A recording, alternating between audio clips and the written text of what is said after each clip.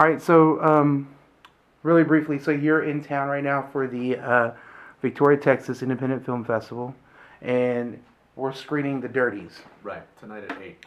tonight at 8. And so the Dirties is an interesting kind of film. It can be like a labeled as a controversial sort of thing too. It in a roundabout way, not well, pretty directly, but it not so much deals with bullying, I guess you could say. Yeah. That's one of the main tones of it. But it's so much more than that as well.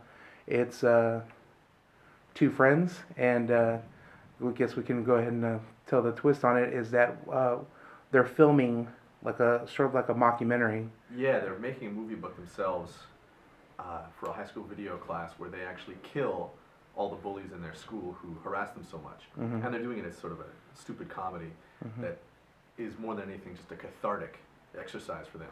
But rather than getting to show it in class as their project, their teacher's like, you can't do this, like you can't show this, don't you? Mm-hmm. It's insane for you to want to do something like this.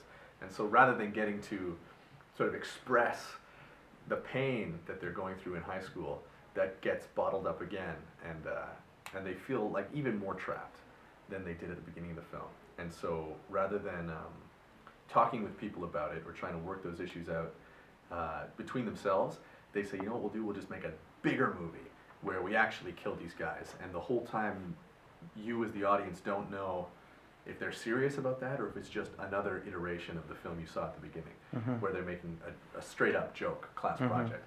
And so the entire film is just their documentary about themselves, Mhm. which is something I really like about it. The fact that the subjects are also the filmmakers. Mm-hmm. And it's really interesting because, to my knowledge, there's not a film that takes an empathetic look at the person who actually will eventually lash out.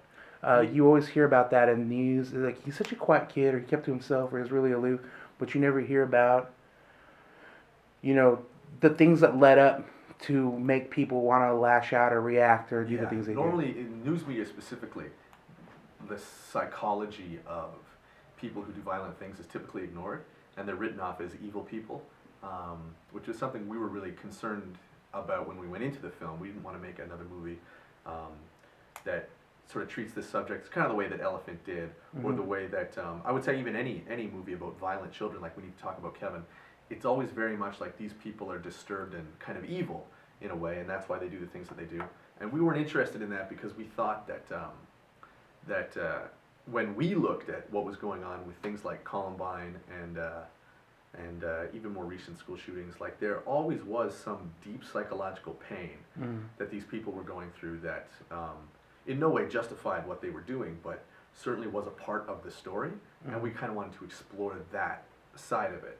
And we didn't really know where it was going to take us when we started shooting, because like I said, we were shooting it sort of like a documentary.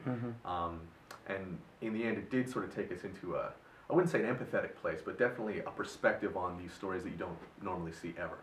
But to your point that films aren't normally like this, we were actually drawing from some source material. A French film called Man Bites Dog was a big inspiration for us, and that's a 92 black and white fake documentary about a serial killer that is very similar in the way that it operates. But in North America, no, it's rare. It's rare for filmmakers to take that side of an argument, just because it's so risky. Was that like a personal thing for you to want to make a film like that? Well, for us, the personal side of it was that we wanted to make an honest film about what our high school experiences were like. So we wanted to show bullying and stress and violence in ways that we could relate to, because Hollywood movies, they never seem to get that. Even the ones that are really, really like coming from that world, like film as recent as Chronicle, like even then, it's still sort of like a Hollywoodized version of what bullying really is. And so we wanted to show what we thought kids were really actually going through. So in that sense, it was personal.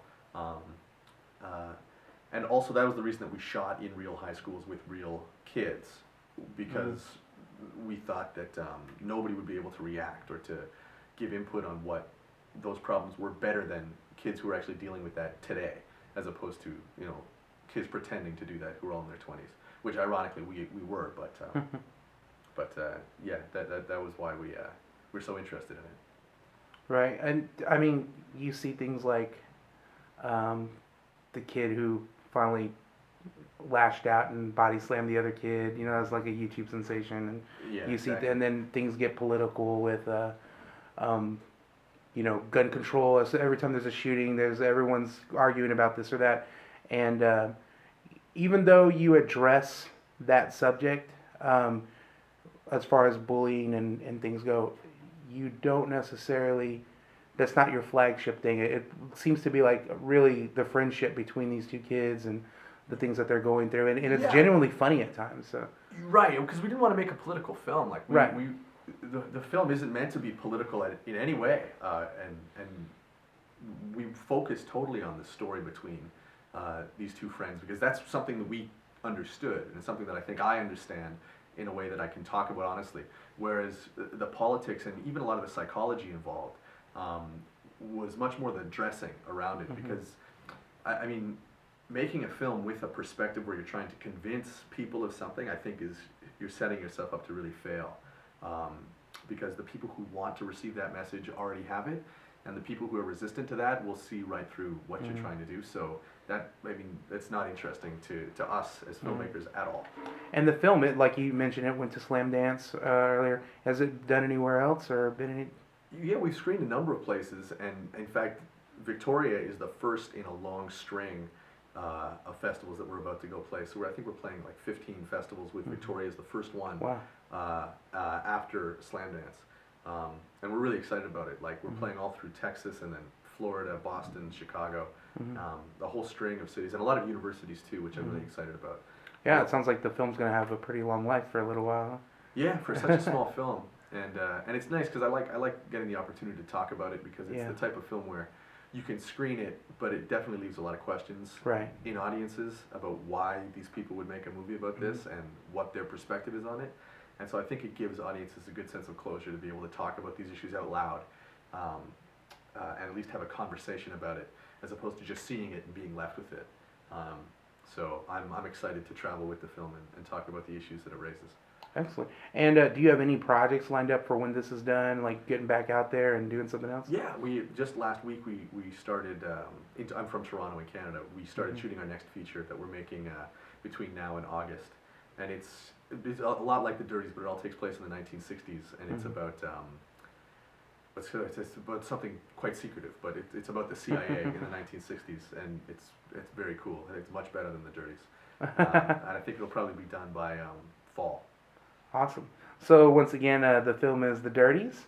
And Matt, any final words? Can people find your stuff anywhere? Or? They won't be able to see this movie until it gets released in fall. Mhm. It's getting it'll be released in a few cities then and on VOD everywhere. But that's not going to be till fall 2013.